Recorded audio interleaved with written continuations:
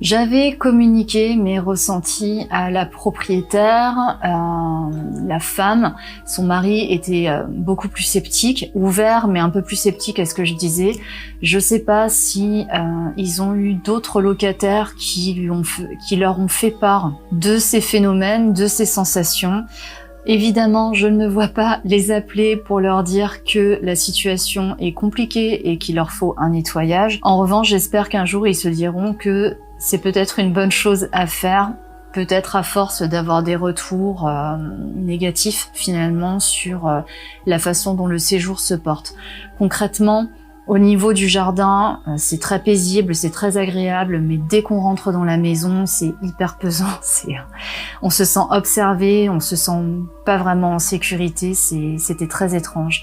Je regrette que ce chalet soit encore dans cet état énergétique-là. C'est vraiment un lieu où j'aurais aimé repasser. Peut-être que j'aurai l'occasion, peut-être que je me permettrai à ce moment-là de le nettoyer.